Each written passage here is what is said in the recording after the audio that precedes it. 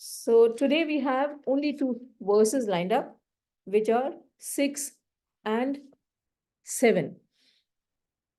And I will start with verse number 6. I thought of, only taking two verses today because these two verses explain the kshetra. And because as we have been reading that it's easier to move from the known to the unknown. So what is the kshetra? Anyone? What is the kshetra? The outside of us. It's No, a body. it's a It's a body. body. Kshetra is Only a the body. body. Okay. The world is outside. So the kshetra is our body. Okay. So we know our body and we can see it and we see it changing. We can, comprehend it. We can feel it. We can perceive it. So from the kshetra, it is which is known, which we can perceive. Will be easier for us to go to the kshetragya and finally to God. Right. So that's why I thought we'll take some time today and we'll go slow with the verses. So verse number 6, I will chant. Mahabhutanyanahankaro bodhiravyaktamev cha indriyani dashekam cha pancha chendriya gocharaha. So the verse translates to the great elements. So this is Mahabhut, the great elements, ego, intellect, and also the unmanifest, the 10 senses, and the one, referring to the mind. So, and the one mind, and the 5 objects of the senses. So, this is what the verse says. Now, let's take this up word by word. Mahabhutani. So Maha is great. Bhut is what existed or what is gross, the elements. So Mahabhutani are the great elements. We'll discuss this. We discussed this in, I think, chapter 7 or chapter 8, the 5 great elements. So Mahabhutani is the great elements. Ahankar is our ego. Buddhi is intellect. Avyaktam is the what is not manifested or the unmanifest. Ev also cha and Indriyani are the senses. Dash is 10. Ekam is 1, which refers to the mind. Cha and Panch is 5. Cha and Indriya Gochara. So, this actually, if you divide Indriya Gochara, so where the Indriyas go or where the senses go, जो जैसे गाय चरने जाती है ना, grazes in the field, so where the senses go, or the objects of the senses or the objects that we like to perceive, okay, or where our senses go. So that is Indriya Gochara. So the verse translates to the great elements, ego, intellect, and also the unmanifest, the 10 senses, and the one mind, and the 5 objects of the senses. Okay, so let's chant it together. Mahabhutanya ahankaro bodhiravyaktamev cha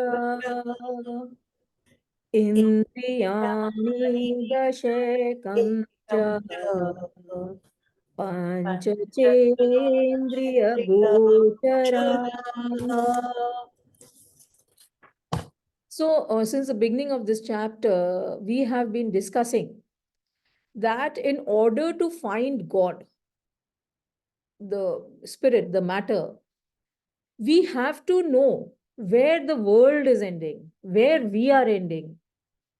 So, and also what is gross in me and what is the subtle in me.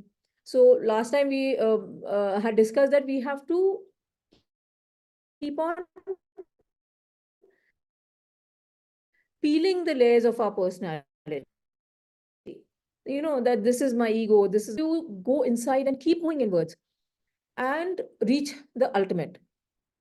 Now, peeling the layers of personality, this is what Krishna is offering to explain to us, that how do we differentiate the kshetra, which is our body, from the kshetragya, which is the knower of the body. Okay, so that is what we have to understand, that which part of it is the kshetra and which part of it is the soul.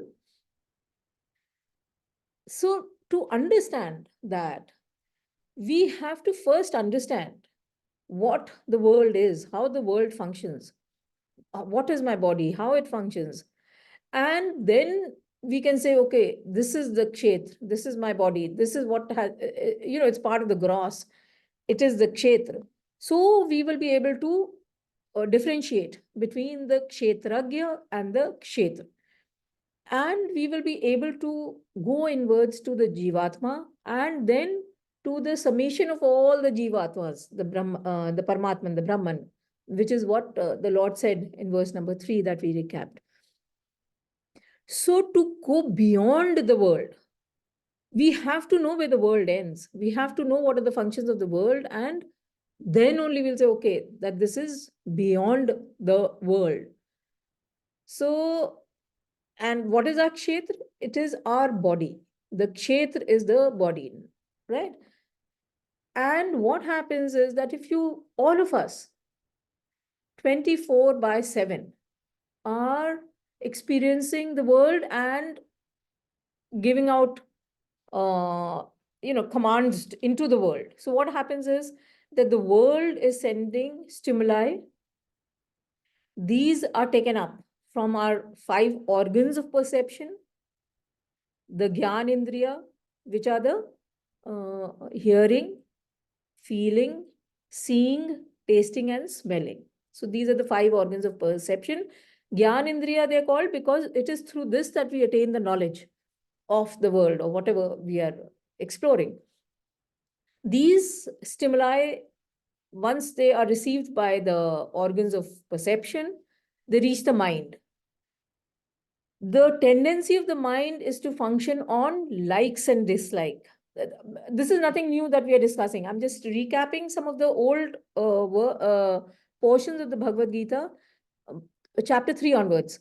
See, in chapter 2, the entire summary was given, the entire knowledge was given, but Arjun was not in that state to really comprehend it all. So from towards the end of chapter 2, we started with the question answers.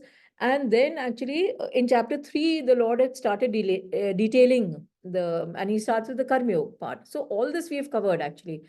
And some of you had questions at some point of time that the chapters kind of stand alone. They don't feed into each other. Now, when we have reached the, the last 1/3 part of the Bhagavad Gita, now you see that everything is being put together. So the stimuli go from the organs of perception to the mind. The mind, the nature of the mind is to function on the likes and dislikes. So if you have to get up early in the morning, you don't like to do it, you say, forget it, let me pull up my quilt and I'll get up after another 1 hour. That is the mind. It works on likes and dislikes.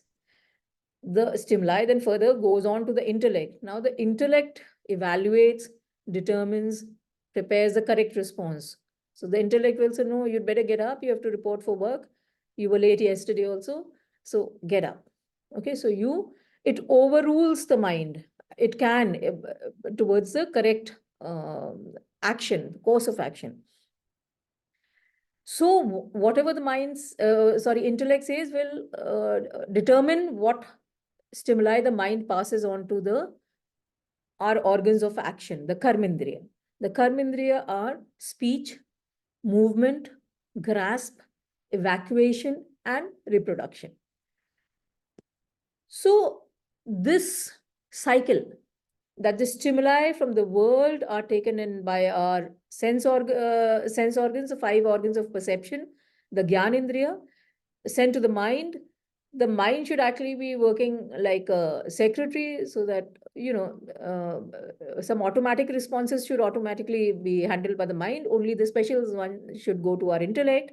Intellect then evaluates and determines the correct course of action, and that through the mind is sent back to the organs of action, which are again 5: speech, movement, grasp, evacuation, and reproduction. So this is the traffic of life. This is happening continuously in us. It's like a factory taking in raw materials, putting them on the assembly line, processing them, and churning out the finished products. So we are functioning like this continuously 24/7. Now, as I mentioned earlier, in verses 6 and 7, we are talking about what constitutes the field, the kshetra. And this verse has listed out actually the 31 constituents of the field. So this verse has listed out 24 of them, and only 7 remain, which we will cover in the 7th verse. So now let's go into detail on each one of these constituents. So the first word that he uses, Lord Krishna is using, is the Mahabhutani, or the Panch Mahabhut, or the 5 great that exist. Bhut is always a being or something that exists. So something that exists. So these are the 5 fundamental elements which, according to the Vedantic theory of Panchikaran, are responsible for how the world came into existence, or how the matter transformed itself from these 5 subtle elements to the gross matter. And that is what we see around us, which continuously changes itself. So it's a very, very dynamic change process that is taking place. Now, so the 5 fundamental elements, which are the Akash, or ether or space, Vayu, wind, Agni, fire, Jal, water, and Prithvi, earth. So these are the 5 elements.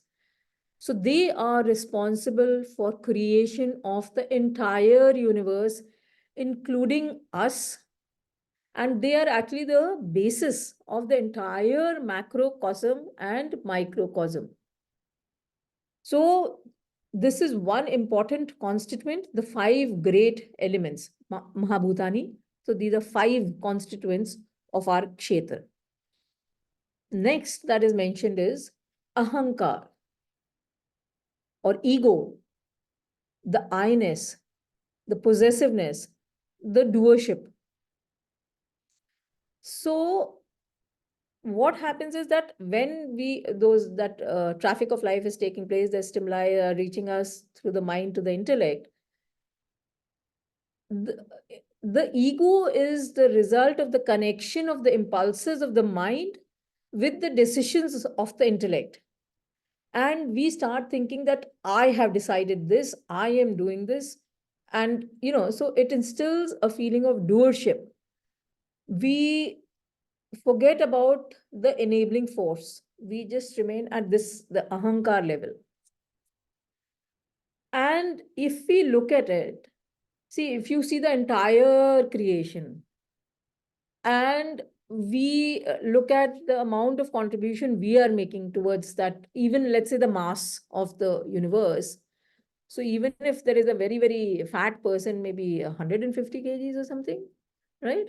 So it'll be 0.0000001% of the entire creation.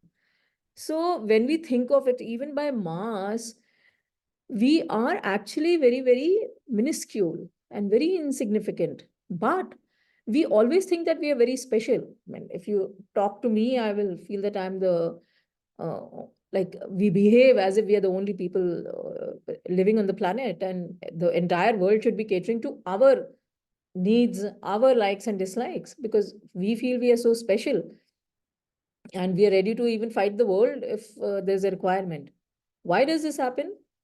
Because we identify very strongly with our body and the egocentric feeling in my body, which is the ahankar. And this whole combination is actually the ahankar. So one ahankar, right? So then we come to buddhi, intellect. This is the intelligence within us. It thinks, reasons, discriminates, evaluates, judges, and then decides what should be done. So it is the discriminating force within all of us. Then the Lord mentions Avyakt, which is the unmanifest. Unmanifest is our vasanas. They have the potential to become desires. So, as you're passing down maybe something, or you read the newspaper and you say, okay, wow, it would have been nice to be the president, of US, then you're the most important person in the world. The thing is that it's a passing thought. It's a fleeting thought. It comes and it goes, that, okay, maybe it's beyond me, so it's okay, fine. But the seed is there now. The seed is there, and given the right environment, it will grow. So this is the unmanifest, the vasana that we have in our body, or our causal body, the seed of individuality. And this arises, or this is there, exists because of the ignorance of that Paramatman. We forget that the Lord is actually the Kshetragya in all the Kshetras. So he's there in that president of the United States of America today. That's supposed to be the most powerful country, so to say. So in that example that I gave, right? So it is there also. So Avyakt is our causal body, our vasanas, which today don't have the right environment. They are the seeds, just like you have the jackfruit seed.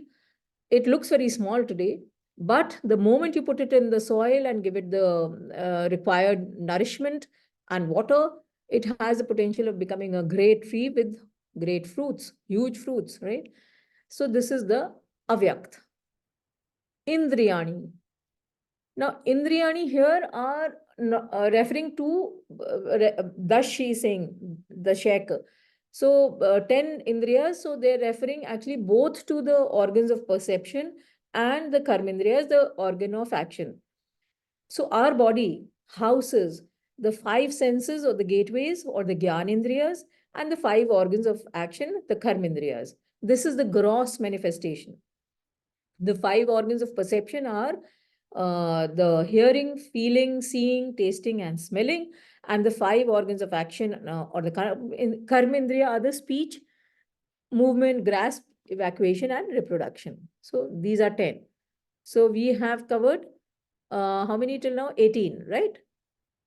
5 elements, Ahankar 6, Buddhi, intellect 7, Avyakt 8, 10 is our Karmendriya and the Gyanendriyas, 18. And then he comes to the mind, Ekam, the one mind, which receives the stimuli from the world and produces emotions, feelings, and impulses which go back into the world. So this is the 19th constituent of the Kshetra, the mind. Our mind is also part of the field. So it is not me. See, the best part is this is how we start peeling off the layers. My ahankar has to be thrown out. My mind has to be taken out. Then the last bit is again very interesting. Indriya Gochar, or the sense objects, or on which our indriyas, and here it means the Gyan Indriya, go and rest, or go and graze, So there are 5 actually category of sense objects into which the sense objects can be classified, which correspond to the 5 organs of perception, which are the Gyanendriyas. So these are sound for ears, sight for eyes, smell for nose, taste for tongue, and touch for skin. Now, this is in the sense what the Gyanendriyas are perceiving. But when we come to the objects, then it's technically it's called the tanmatras. Okay, there are 5 tanmatras which correspond to the 5 sense perceptions and the 5 sense organs. Now the tanmatras, or which are actually to the 5 sense perceptions, they combine in different ways to produce the gross elements, which are the Panch Mahbhut, earth, air, fire, water, and earth, which make up the gross universe, which is perceived by us. Now, this is a slightly complex thing, and if you have a question, you're most welcome to interrupt me and ask it now, or if you want to do it later, you're most welcome.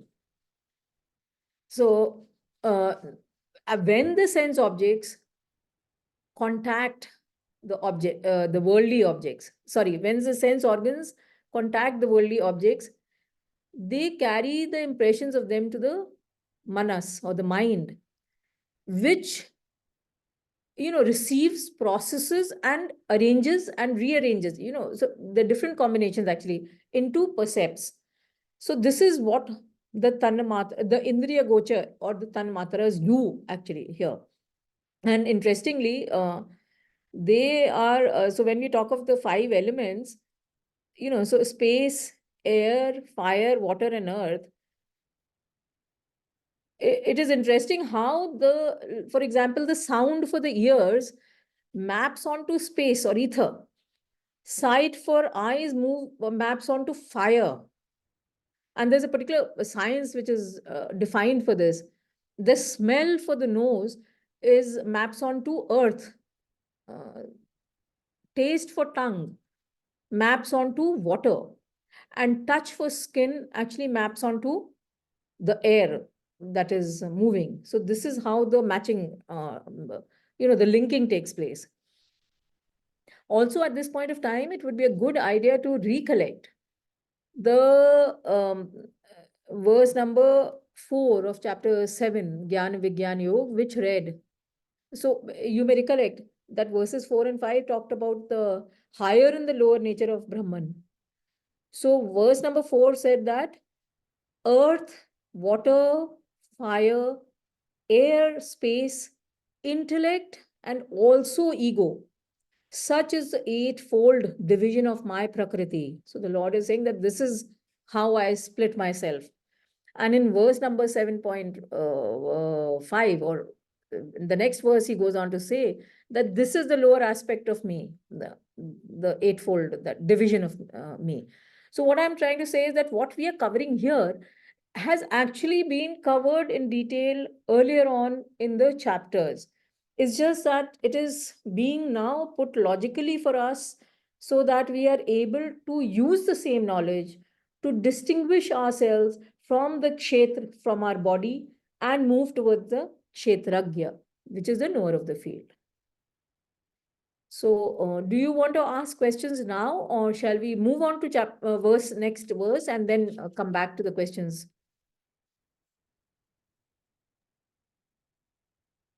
I think let's finish, Deepa, like Okay. we do every time. Okay, so we'll Unless finish. somebody has an immediate question. I don't want to stop anybody. Okay, I think we'll carry on. So verse number 7. Echa dvesha sukham dukham sangatascha chetana etat kshetram samasena savikara mudaratam. So verse number 7 translates to desire, aversion, pleasure, pain, assemblage, intelligence, firmness. This is the kshetra briefly described with its modifications. So let's take this up word by word. Ichha is what we desire. Dvesh is aversion, dislike, hatred. Sukham is pleasure, joy. Dukham is pain. Sanghat is assemblage, and this refers to our body. Chetana is the intelligence. Dhriti is firmness. Etat, this. Kshetram, field. Samasen is briefly. Savikaram. So vikar is modification. Savikaram with its modifications. Udahritam is described. So desire, aversion, pleasure, pain, assemblage, intelligence, firmness. This is the kshetra briefly described with its modifications. So let's chant. Echa dveshah sukham dukham sangatascha chetanadriti etat kshetram samasena savikara mudaratam. So in this verse, we are talking 24 constituents we covered in verse number 6. In this verse, we are talking about the one is, of course, the assemblage, that is a constituent of the body. But the rest of the elements, so 6 are actually modifications of the kshetra. Let's take them up one by one. It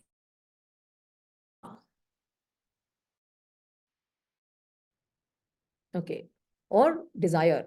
Now, the best example of this is, see, when your friend is going shopping and she says, okay, why don't you come along with me? You help me decide, I'm going alone.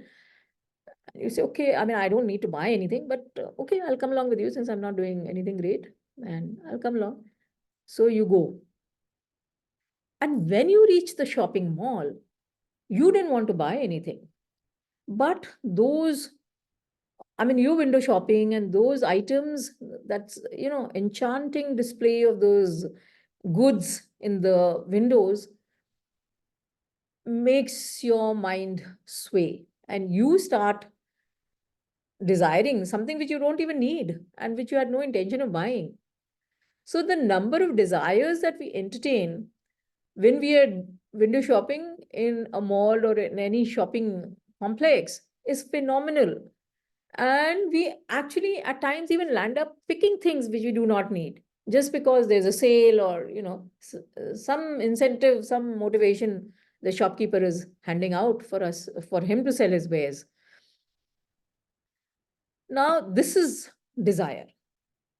And desire is a function of actually the mind and the intellect, which creates a longing for acquisition of an object or an experience, a person, right? So you have the first mango of the season, then you say, wow, that was so great. And you go in, let me have another one, So it can be an experience, it can be an object, it could be a person. And why are you going after the desire? Why do you want to go after the desire? So you've had a mango. Why do you want to have another one? Anyone?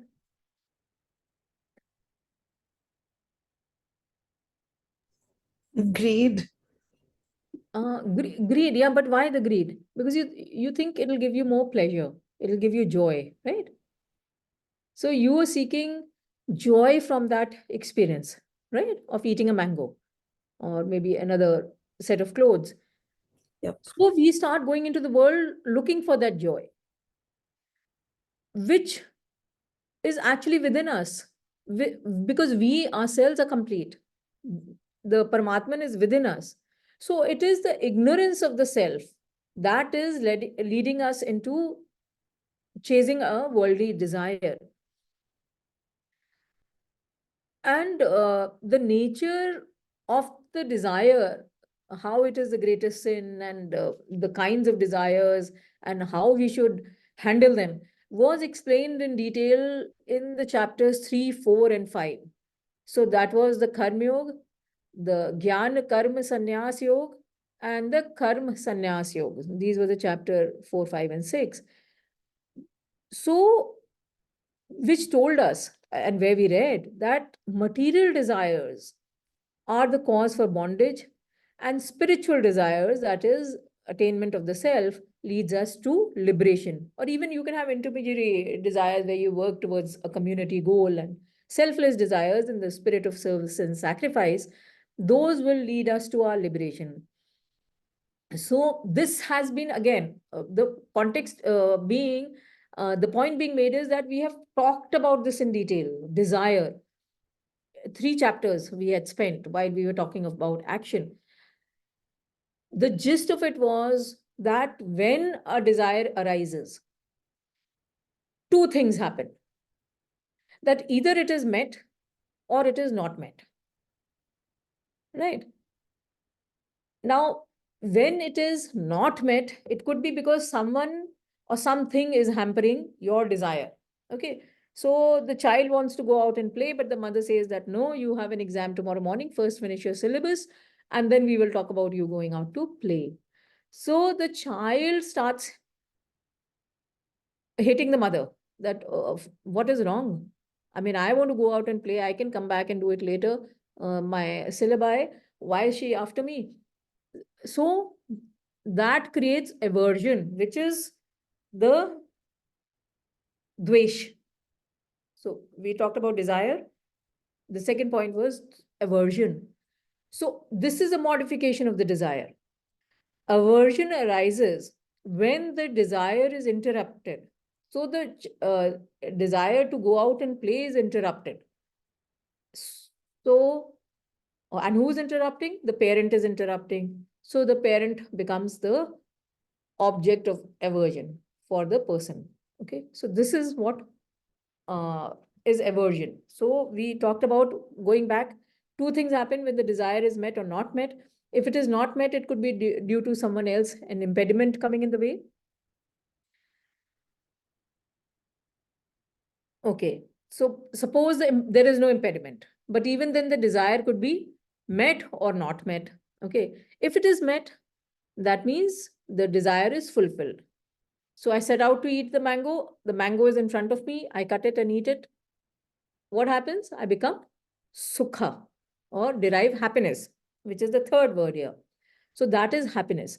So when the desire is fulfilled, or we are in agreeable circumstances, same mango example, I want to eat a mango, but the mango is not there. I go to the, veggie fellow, he also doesn't have good mangoes, so I come back. And what happens to me? I'm in dukh. I didn't get the mango to eat. Now I'll have to wait. Okay. So when the desire is not met or is unfulfilled or is in disagreeable circumstances, we are unhappy. I'm giving a very simple example of a mango, or a child going out to play. The examples can be very, very significant and very, very drastic. Right? Anyone, we'll take this in the discussion session, I mean, time. So when the desire is met, we become happy. When it is not met, we become unhappy, or we are painful, or miserable, if I may use that word. And see, again, all this we have been reading, chapter 3 to 5, where we talked about this, because chapter 6 was Dhyan Yoga. So by that time, we had handled our desire and controlled our action, and by controlling our senses. And so I'm just recollecting here, because you see, it's very important when we are moving towards the God, or we are trying to differentiate the field from the knower of the field. We have to know what is the field. So desire, hatred, envy, jealousy, all this is in the field. And we have been reading that the rag, dvesha, the likes and dislikes, lie not in the object, but in our perception or in our senses. And we should not let these likes and dislikes, or rag, dvesh, dominate us, because they are our biggest enemies. And because, they are not objective, they're subjective. So what if I may like, some people like to smoke, others detest the same thing. I mean, so the object is a cigarette, and someone loves it and another person cannot stand it. So object being the same, one mind likes it, another dislikes it. And from our early childhood to our adolescence, to our adulthood, and even to our old age, we are pampered by those people living next to us, our loved ones, our friends, family. And all that is happening is that we are developing more and more of these rag dvesh, or likes and dislikes, and the existing ones are strengthened. So, my husband doesn't like to have ghee in summer, so I'll not cook ghee. It's strengthening like that, like and dislike, right? So this is how it happens. So same thing for me. I mean, if I'm fond of something, the that is cooked for me, right? So we spend our lifetime collecting likes and dislikes. And these come from the repetition of experiences, meeting the same person, avoiding a person, having coffee, having mangoes. I mean, n number of things. If you see, go back through what you like and what you don't like, you will see that you're repeating experiences, whether it is in doing it or in not doing it. So even not doing is a repetition, right? So ultimately, what happens? We actually become a bundle of likes and dislikes. And from that, you may recollect, I'm quoting the verses here of chapter 2. We talked of the ladder of fall, and the verses were 62 and 63. I'll just quote the verses here, the translation of the verses, that a man musing on objects develops an attachment for them. From attachment arises desire, from desire arises anger, and from anger arises delusion, from delusion, confusion of memory, from confusion of memory, loss of intellect, and from loss of intellect, we perish, or he perishes. That's what the verse went about. So this is the ladder of fall for you. Attachment leads to a desire. If met, more desires. If not met, anger, delusion, loss of memory, which loss of memory means that we lose our value system. So you are so keen on getting something that you forget that what you're doing is unethical, and it is something what you should not be saying or doing, right? From that, we lose our intellect and we perish. So this is what we have been reading, this entire set of things, Ichha, Dvesh, Sukh, Dukh. This has been covered in great detail in the first 6 chapters, especially chapter 3, 4, and 5 of the Bhagavad Gita. Okay, the next word that we come to is Sanghat, or assemblage. So our scriptures, even if those who are of you are reading the Atmabodh, it is, when we identify with the body, we say that I'm not this assembly. Okay, we treat it as an assembly of organs. So the Sanghat or assemblage refers to the assembly of the body, of the being. So it is the body, mind, and intellect. And actually, if you look at yourself, each one of us is an amazing assemblage of our organs. Let's see, brain, heart, stomach, eyes, ears, etc., the 5 sense organs, liver, kidney, evacuation, so on and so forth. I mean, look at the number of organs we have and how they combine into various functions of the body. Okay, so if I start enumerating, and we would have done it in the lower level biology class 9, 8, 9, 10, the circulatory system, the respiratory system, the digestive system, the absorption system, skeletal system, nervous system, how they all combine and our body functions, without a problem. It's only when some part of it starts making its presence felt that we realize, okay, my hand is hurting or my back is aching. So this is not happening today. There's some problem there, right? So we are an amazing assemblage of the constituents, of the physical constituents. So this is Sanghat. Then Chetana, or the intelligence. This is actually, intellect is different. Intelligence is what? It is like an indexed hard drive in the brain, which stores our knowledge.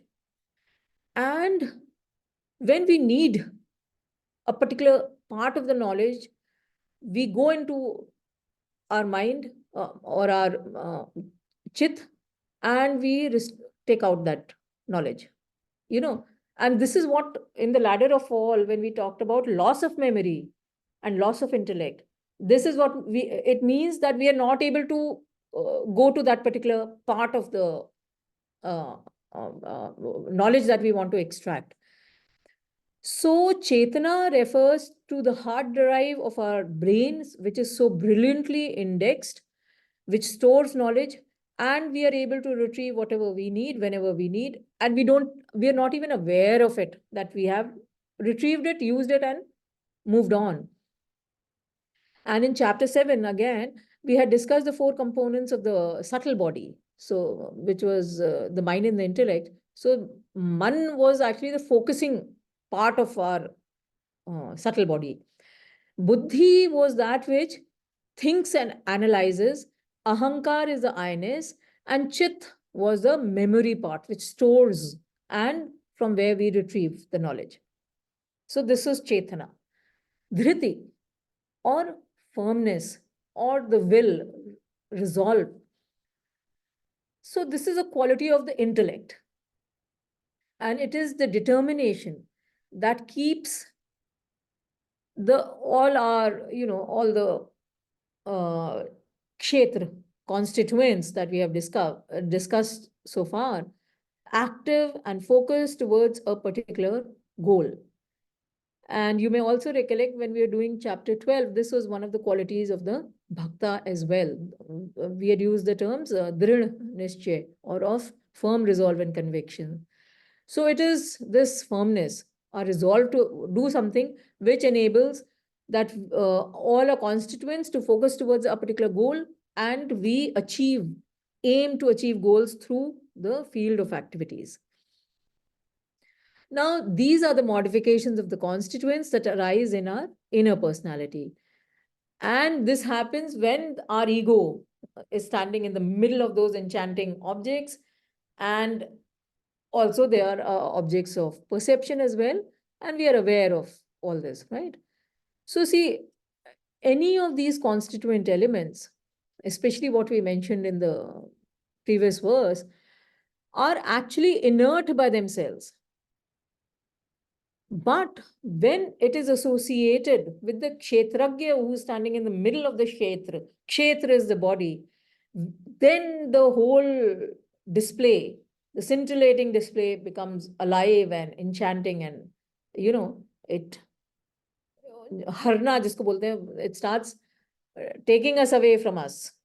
Okay, so that is together that make this magnificent combination. So briefly, as Lord Krishna says, briefly because he's just listed out these elements. Okay, so the 24 factors and the 7 modifications, a total of 31 factors, which constitute the field of experience, have been brought before us. And with that, we conclude our today's session.